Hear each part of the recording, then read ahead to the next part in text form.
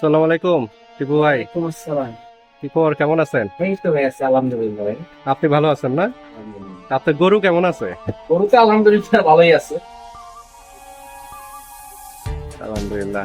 তো এই প্রায় 1-1.5 মাস পরে আবার ভিডিও করছি। হ্যাঁ। তো কি কিছু ডেভেলপ হয়েছে নাকি আগের তুলনায়? না না, আসলে অনেক ডেভেলপ হয়েছে। আলহামদুলিল্লাহ। আর কোরবানির সময়ও তো চলে আসলো প্রায়। হ্যাঁ, 50-55 দিন সময় আছে। মোটামুটি যে আমার টার্গেট আছে সেটাতেই চলতেছে, হুম। সেরকমই হবে ইনশাআল্লাহ। আচ্ছা।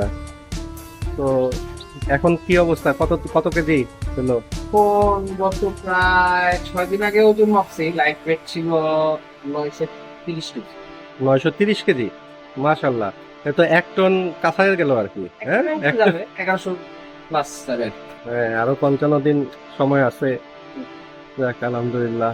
এখন একটু খাবার একটু চেঞ্জ আনছি তো, হুম হুম। এখন কার্বোহাইড্রেটটা বাড়াই দিচ্ছি, প্রোটিনটা একটু কমাইছি। আচ্ছা। ফিনিশিং এ কার্বোহাইড্রেট একটু বাড়াতে হয় আর কি। যারা গরু পালে সবাই জানে এটা। হুম হুম। এই আর কি। তো খাবার দাবার কি, মানে অর্গানিক যেটাকে বলে, সেই Organic অর্গানিক? আসলে অনেকে বলে, আমি বা আমরা অর্গানিক বলবো না, আমরা বলবো যে ক্ষতিকারক কোনো কিছু নাই। আসলে অর্গানিক যে ডেফিনিশন, সেই ডেফিনেশনের মধ্যে আসলে পড়ে না। আপনি দেখেন যে এই গরুটাই তো অর্গানিক, জাতটাই অর্গানিক, তাই না? আল্লাহ যে পৃথিবীতে গরু পাঠাইছে তার মধ্যে এই জাত ছিল না। তো সিরিয়াল জাতটা আসলে ডেভেলপ করা, মানুষকে ডেভেলপ করা যায়। খাবার দাবারের মধ্যে যদি বলেন আপনি যে আমরা তো কোনো ভুসি খাওয়াই, এখন ভুসির যে জিনিসটা আল্লাহ তো ভুসি দিয়ে পাঠায় নাই, কিন্তু ঘাস পাতা খাওয়ার জন্য পাঠিয়েছে। ভুসি যে আমরা খাওয়াচ্ছি, সেই ভুসিটাকে যদি আমরা বলি অর্গানিক, সেটা আসলে ঠিক বলা হবে। কারণ হচ্ছে যে ভুসিটা যে আসতে ধরেন গমের ভুসি বা চালের চুড়া বা যা কিছু আছে, ডালের ভুসি, এগুলো তো যে চাষ করছে সে তো আর অর্গানিক ভাবে চাষ করে না, গোবর দিয়ে চাষ করে। আমরা যে খড় খাওয়াচ্ছি, সেই খড়ের যে ধানটা আছে, ধানটাও সে নিশ্চয়ই শুধু গোবর দিয়ে চাষ করে না। কাজে এটাকে অর্গানিকের ডেফিনেশনের মধ্যে পড়ে না। ইনফ্যাক্ট আমি ওকে যে কিডনি ইঞ্জেকশনটা নিচ্ছি সেটাও কেমিক্যাল না। তো এটা আসলে বলা ঠিক হবে না যে অর্গানিক। বাট আমরা যেটা করি সেটা হচ্ছে আমরা বলি যে এর মধ্যে এমন কোনো ক্ষতিকারক কিছু দেই নাই যাতে ওর ক্ষতি হবে বা ওর মাংস খেলে মানুষের ক্ষতি হবে। তো কি বলেন আপনি? এটা তো নতুন শুনতেছি, বিভিন্ন বড় বড় ফার্ম বলে অর্গানিক গরু। হ্যাঁ, সেটা তাদের Organ- ব্যাপার, তারা কিভাবে অর্গানিক মেনটেন করে সেটা তো আমরা বলতে পারবো না। বাট আমরা কখনো বলি না যে অর্গানিক, আমরা বলি যে এর মধ্যে ক্ষতিকারক কিছু না। আচ্ছা। কারণ জিনিসটা যেহেতু অর্গানিক না, আমরা কেন শুধু বলবো যে এটা অর্গানিক? মানে অর্গানিক কি এটা খাবার দাবারের ক্ষেত্রে বললেন না ও জাতের ক্ষেত্রে বললেন? খাবার দাবারের ক্ষেত্রে আপনি চিন্তা করেন যে একটা আমি খড় খাওয়াচ্ছি, তাই না? খড়টা যে কিনে আনতেছি আমি, সেই খড়টা যে চাষ করতেছে সে তো তার মধ্যে ইউরিয়া অবশ্যই দিচ্ছে, রাসায়নিক সার অবশ্যই দিচ্ছে। তো রাসায়নিক সার দেওয়া জিনিসটা যখন আমি তাকে খাওয়াচ্ছি, আমি কি করে বলবো যে সেটা অর্গানিক? আচ্ছা। যে গমের ভুসিটা তাকে খাওয়াচ্ছি, গম গাছ কি কেউ আপনার এই রাসায়নিক সার ছাড়া চাষ করবে? ডাল ভুসি যেটা খাওয়াচ্ছি কেউ কি চাষ করবে রাসায়নিক সার ছাড়া? কেউ তো করবে না। তো অর্গানিকের ডেফিনেশন হচ্ছে এটা যে তার মধ্যে কোনো ধরনের, তার লাইফ থেকে, তার খাবার থেকে শুরু করে তার শরীরের মধ্যে কোনো রকমের কেমিক্যাল দেওয়া যাবে না। ইনফ্যাক্ট আমি যদি তাকে একটা কিডনি ইঞ্জেকশন দিই সেটা দেওয়া যাবে না। That is call organic. International law অনুযায়ী। বাট এটা তো আসলে অর্গানিকের ভিতরে পড়ে না। কেন আমাদের দেশের পরিপ্রেক্ষিতে সবাই যেহেতু বলে অর্গানিক, আমিও বলতে পারি অর্গানিক, বাট আমরা সেটা বলি। আচ্ছা। না, এটা এটা তো ভালো একটা জিনিস বললেন। হ্যাঁ। তো এইখানে আসলে এখানে তো এটা তো ফ্রিজিয়ান জাতের। তো এইটা আসলে বোঝার উপায় কি, বা মানে এটা জাত ভালো বা? আপনি এটা দেখলেই বুঝতে পারতেছেন যে এটা মেইনলি দুইটা জাত হয়। হ্যাঁ, একটা হচ্ছে বস টরাস, একটা হচ্ছে বস ইন্ডিকাস। হ্যাঁ, বস ইন্ডিকাস যেটা সেটা দেখতে পুষ, বস টরাস যেটা পুষ হয়। এখন বস টরাসের মধ্যে আবার অনেক জাত হয়। আপনি বলতে পারেন এটা হলস্টেইন ফ্রিজিয়ান, আপনি কিভাবে বলতেছেন? আমি এটা 100% হলস্টেইন ফ্রিজিয়ান না। হ্যাঁ, এটা হয়তো আপনার 75 থেকে 80% ফ্রিজিয়ান। এটা বোঝার উপায় হচ্ছে, প্রথম চুল। দ্বিতীয় কথা হচ্ছে এটা মাথার চুলটা দেখেন, মাথার মধ্যে কত সুন্দর, কত বড় বড় চুল। তৃতীয় কথা হচ্ছে আপনি যদি লেজটা দেখেন, লেজের মধ্যে দেখেন কত বড় বড় চুল। হ্যাঁ, ঠিক আছে? তো এটা এইগুলো থেকে বোঝা যায় যে এটা পার্সেন্টেজটা কত। আর যেহেতু পুষ নাই, কালার, সবকিছু দেখলেই বোঝা যায় যে এটা আসলে হোস্টেড ফিজিয়ান, বাট পার্সেন্টেজটা যেটা বেশি আছে সেটা বোঝা যাচ্ছে লেজ দেখে এবং মাথার চুল দেখে, অন্তত দেখে যারা চিনে এগুলি তারাই বুঝতে পারবে এটা পার্সেন্টেজটা মোটামুটি ভালো আছে। তো এখানে তো আপনার দেশাল জাতের গরু আছে তাই না? হ্যাঁ, দেশের মধ্যে গুরুত্ব অবশ্যই তো আছে। এখানে অনেকেই বলে যে আসলে শাহিওয়াল বা সিন্ধি বা দেশি গরু, এইটার বোঝার উপায় কিছু বলবেন নাকি? ওই পাশে মনে হয় আছে নাকি? বেশি যেটা বলে পিওর শাহিওয়াল, এখন মানে লাল গরু মানে শাহিওয়াল। হ্যাঁ হ্যাঁ আসলে শাহিওয়ালের যারা চিনে বা আপনার শাহিওয়াল তো একটা পাকিস্তানি জাত, পাকিস্তানের সেটাও একটা ডেভেলপ করা জাত। তো সেই শাহিওয়াল জাতটা আসলে আমাদের দেশে নাই, কারণ সেই শাহিওয়াল জাতটা খুব কম আছে, নাই বললে ভুল হবে, খুব কম আছে। তো এখন বাজারে গরু কিনতে গেলেই মানুষ বলবে যে শাহিওয়াল, লাল মানেই শাহিওয়াল, কিন্তু তা না। এখন শাহিওয়ালের মধ্যে হয়তো বা আপনার 5-6-10% হয়তো বা শাহিওয়ালের থাকতে পারে, কিন্তু শাহিওয়ালের যে ডেফিনেশন, যে শিং গুলো হবে দুদিকে, অরিজিনাল শাহিওয়াল শিং হবে দুদিকে, কিন্তু আমাদের দেখবেন শিং খাড়া গরু সেগুলো বলবে শাহিওয়াল। প্রথম আচ্ছা। চিহ্ন শাহিওয়ালের শিং গুলো নড়বে, হ্যাঁ, কিন্তু আমাদের দেশে গরু, আমার ওখানে গরু আছে দেখবেন সেটাকেও বলবে শাহিওয়াল। শাহিওয়ালের নাভি, যেমন এটা নাভি নাই, দেখেন শাহিওয়ালের নাভি একদম ঝুল থাকবে, হ্যাঁ, তো ঝুল থাকবে এবং তার ডাবল থাকবে, ঠিক আছে। মেইন জিনিসটা হচ্ছে শাহিওয়াল আর সিন্ধির মধ্যে পার্থক্য হচ্ছে শিং এবং চামড়া। শাহিওয়ালের শিং দুটো থাকবে দুদিকে, সিন্ধির শিং থাকবে খাড়া। আর যদি আপনি বলেন যে চামড়ার কথা, শাহিওয়ালের চামড়াটা হবে একটু মোটা। শাহিওয়াল গরুটা একটু অলস প্রকৃতির গরু, যার কারণে তার মধ্যে চর্বি জিনিসটা একটু বেশি থাকে, যার কারণে চামড়াটা মোটা হয়। আর সিন্ধিটা একটু চঞ্চল প্রকৃতি এবং একটু গুতাগুতি করবে বেশি, হ্যাঁ। তো অ্যাকচুয়ালি আমাদের এখানে শাহিওয়াল আর সিন্ধি সব একই হয়ে গেছে। তো হয়তো বা তার 10-12 জেনারেশন আগে কেউ একজন শাহিওয়াল ছিল, বাট এখন তো আর সেটাকে শাহিওয়াল কতটুকু বলা যাবে সেটা তো আমি বলতে পারবো না। যে যেটাকে শাহিওয়াল বলে বলবে, এটা তো আপনার এখানে কি শাহিওয়াল ক্রস মানে এই টাইপের কিছু আছে? হ্যাঁ আছে। আমরা একটু দেখি তাহলে।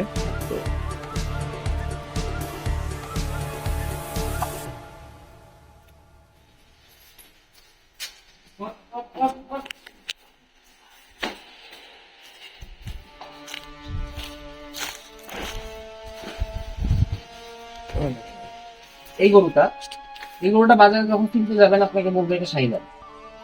আচ্ছা হ্যাঁ, এটা নাভিটা দেখেন, আমি যেটা বললাম ওই যে ডাবল নাভি, ঠিক আছে, একটা দুইটা, ঠিক আছে।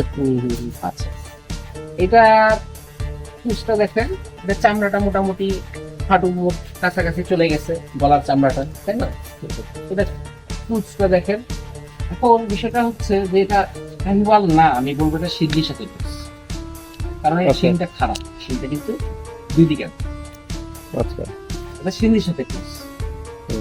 এটার পার্সেন্টেজ খুব কম আছে, সিন্ধির সাথে পার্সেন্টেজ খুব কম আছে। হয়তো এটা কোনো একজন শাহিওয়ালের সাথে সিন্ধিও ক্রস করছে, তারপরে দেশির সাথে ক্রস করছে, তারপরে এরকম কিছু একটা হয়েছে।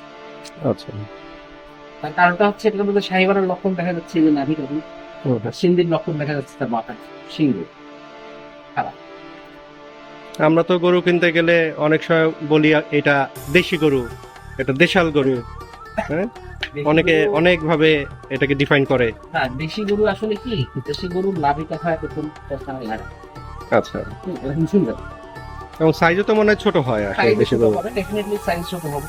আমাদের দেশে তো আসলে রেড চিটাগাং ক্যাটেল যেটা আছে সেটা হয় এরকম বড় হয় রেড চিটাগাং, কিন্তু রেড চিটাগাং ক্যাটেলের মধ্যে আপনার নাকটা হবে লাল, শিরটা হবে লাল, ফুটটা হবে লাল, লেজটা হবে লাল, সব লাল। আমাদের দেশে যেটা আপনার মুন্সিগঞ্জ গ্রে আছে সেটা গ্রে কালার। তো দেশি কেমন করে কম দেখে এগুলো আসলে দেশি না। এখন দেশি করতে পারেন এটা হচ্ছে যে একটা সাথে আরেকটা প্রশ্ন হতে হতে হতে সেটা কোনো জাতের নিজস্ব জাতের যেটা সক্রিয়তা সেটা নেই। এটার ওজন কত আছে? এটা এইটার ওজন আছে 382। এটার আর কতটুকু বাড়তে পারে কোরবানি নাগাদ? 400 ক্রস করবেন।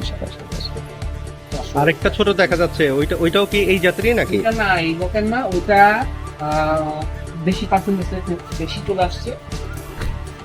আচ্ছা, বেশি পার্সেন্টেজ একটু বেশি, এটা বিশেষ কিছু না, বেশি পার্সেন্টেজ ছোট, আপনি দেখেন গরুটা কিন্তু গোল হয়ে গেছে, এটা কিন্তু আর উঁচা হবে না, আচ্ছা উঁচা হবে না, যা হওয়ার হয়ে গেছে উঁচা, বাট এখনো জায়গা আছে, খালি আছে। চামড়া তো অনেক পাতলা দেখ। চামড়া পাতলা, চামড়া পাতলা দেখে আমরা গরু কিনি। চামড়া পাতলা দেখলে আমি যদি এখন স্কেলে উঠাই, এটা লাইভ ওয়েট আছে হচ্ছে 280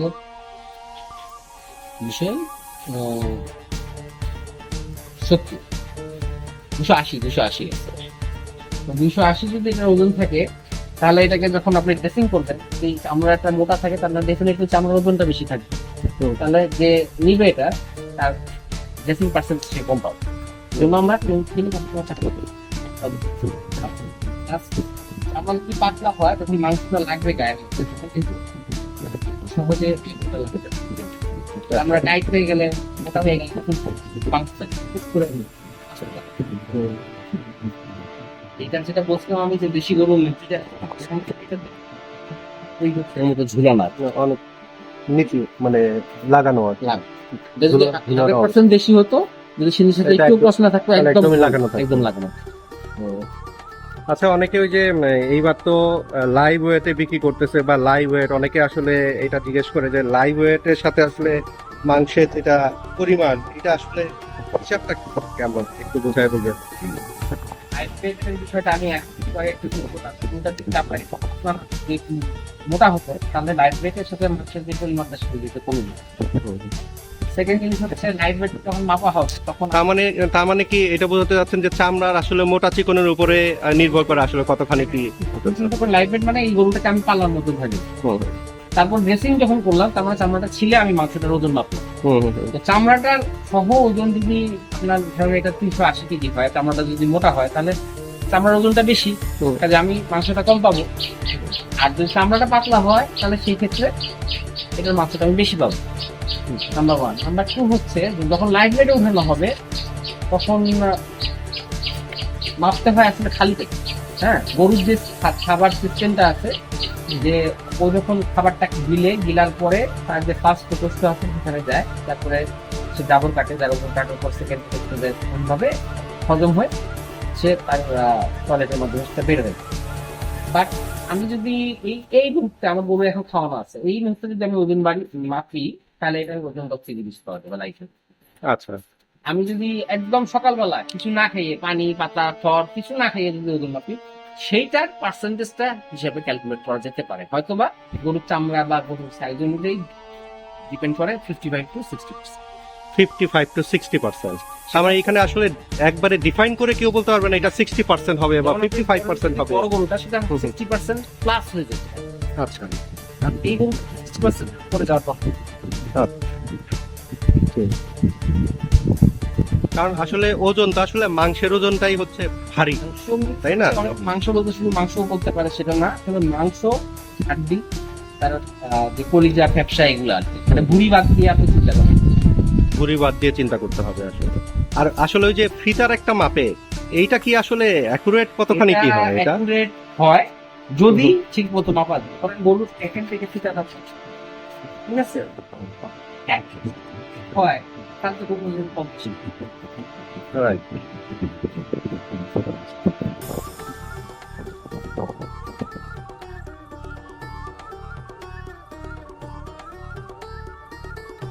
যদিও আপনি বলছেন যে অর্গানিক না, বাট যে খাবারটা খাওয়ানো হচ্ছে সেটা হচ্ছে ওর ক্ষতি হবে না, বা ওকে যারা খাবে, মাংস খাবে, তাদের জন্য কোনো ক্ষতি হবে না।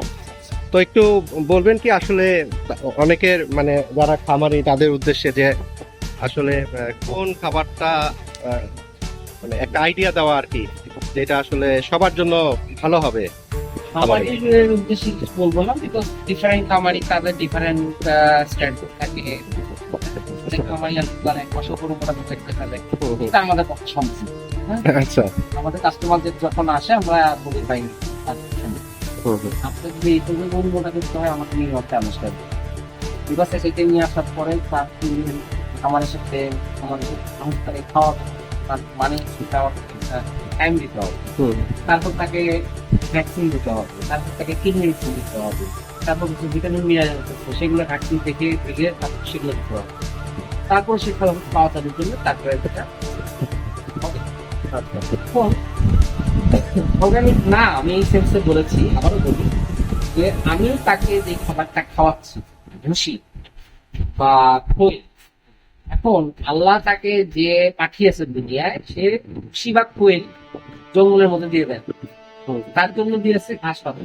তো একটা গরু যদি আমি এই গরুটা আপনি দেখেছেন হয়তো ভাবে 5% ফল, 5% ক্ষেত্রে ওয়েটটা গেইন করছে শুধুমাত্র ঘাস পাতা যদি খেত, এই গেইনটা করতে তার ডাক্তার করছে।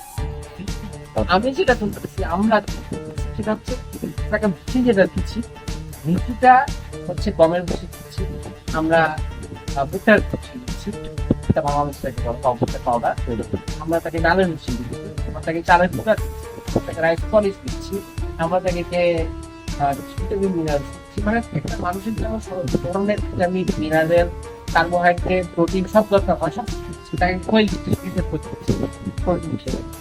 তো এগুলো আমি, আপনি যদি এইভাবে চিন্তা করেন তাহলে এটা ন্যাচারাল না, কেন আমি কেন অর্গানিক বললাম না? আমি অর্গানিক বললাম না এই কারণে, কারণ হচ্ছে যে আমি যেগুলো দিচ্ছি, যে আমি আবারও বলেছিলাম যে গমের ভুসি বলতে পারে, যে গমটা চাষ করেছে সে কি সেই গম ক্ষেতের মধ্যে রাসায়নিক সার দেয় নাই?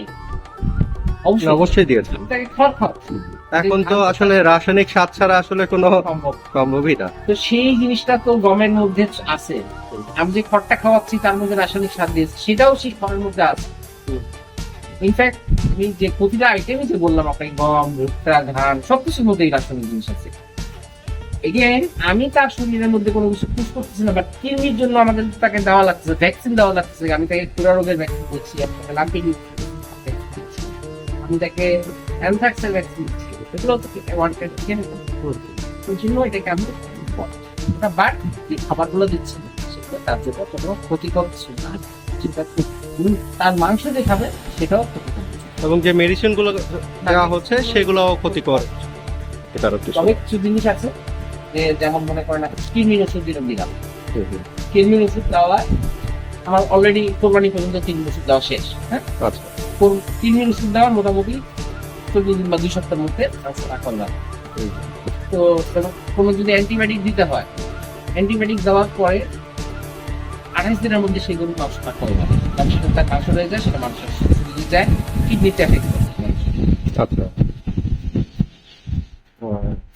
তার মানে আচ্ছা, আরেকটা ব্যাপার, অনেক সময় দেখা যায় যে কোরবানির আগে ভাইরাল হওয়ার জন্য অনেকে বলে গরুকে আপেল খাওয়াচ্ছি, হ্যাঁ খুরমা খাওয়াচ্ছি, হ্যাঁ খাওয়াতে পারে। এখন আমি আমার গরুকে সব করে একটু আপেল খাওয়ালাম, সেটা খাওয়াতেই পারে, কিন্তু আপেল কেজি তো একটা মানুষ যদি আপেল খায়, হয়তো একটা আপেল খায়, একটা গরু ছোট গরুটা তোর তো 2 কেজি আপেল লাগবে এক বেলায়, একদম 2 কেজি আপেল যদি এক বেলা খায়, কত করে আপেল কেজি? 350 টাকা, 350 টাকা করে, 700 টাকা সে আপেল খাবে। তো আপেল খেয়ে কি তার পেট নিবে? তার সাথে তাকে ভুষিও নিতে হবে। তো সে কয়দিন খাওয়াবে একটা মানুষ? সেটাই, এটা আসলে অবাস্তব একটা জিনিস যারা এগুলো বলে। খাইয়ে যে গরু কোনো লাভ হবে তা তো।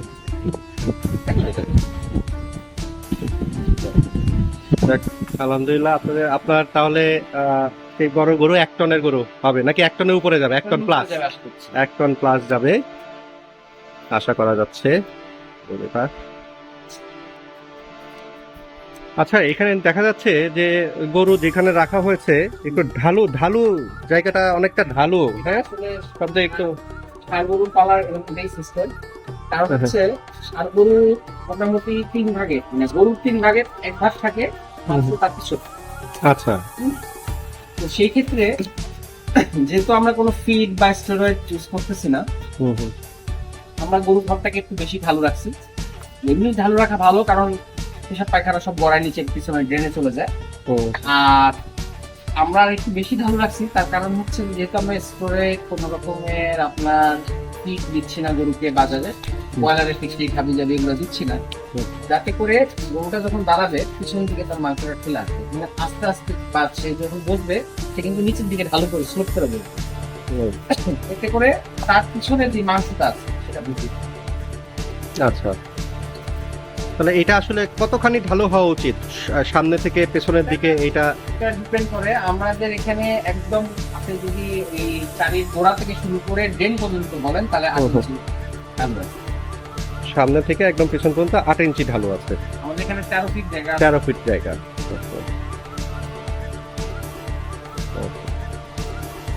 আর চর্বির পরিমাণ কেমন হবে? আপনি তো খাওয়াচ্ছেন, যা খাওয়াচ্ছেন আলহামদুলিল্লাহ ভালো জিনিস খাওয়াচ্ছেন। ফ্যাটনিং মানে চর্বি।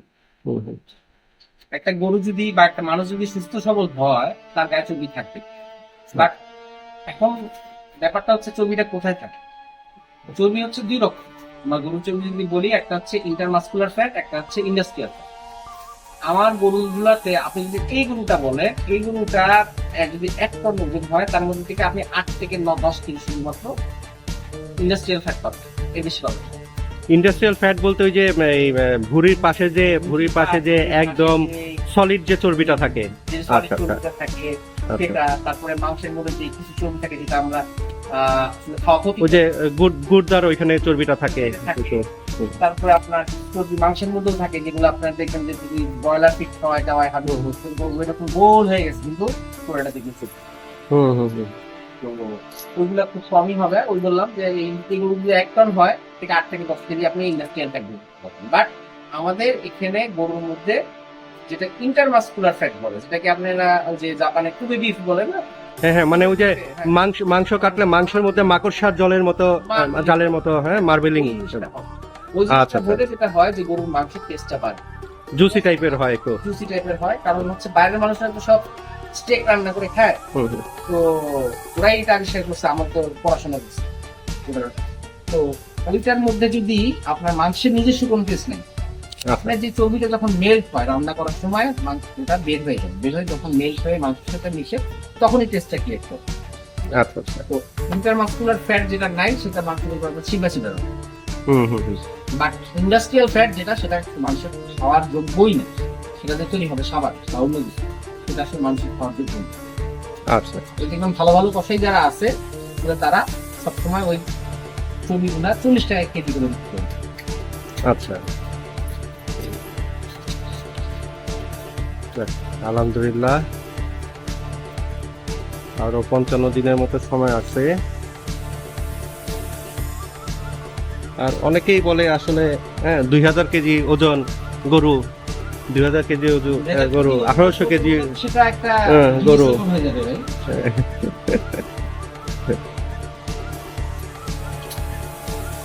এইটা 5-6 দিন আগের ওজন আছে 900 কেজি প্লাস ওজন আছে, 930 কেজি। তাতে আসলে আমরা যদি 60% ধরি তাহলে এইটার ওজন আসে প্রায় 14 মণ। 60% এইগুলো 60% এর উপরেই হবে, তাই না? এই বড় বড় 60% এর উপরে হবে। এটাও তো চামড়াটা মোটামুটি পাতলাই আছে, আমাদের সব গরুই এরকম হয়ে গেছে। একদমই তো পাতলা। দেখি আরেকটু দেখেন তো, একদম পাতলা।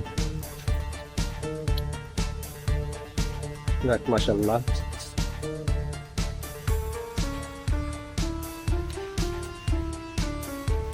দোয়া করি যেন গরুগুলা কোরবানি নাগাদ সুস্থ থাকে। তো ঠিক আছে, অনেক অনেক ধন্যবাদ টিউ ভাই, অনেক অনেক কিছু জানা গেল আজকে। হ্যাঁ, অনেক কিছু হলো।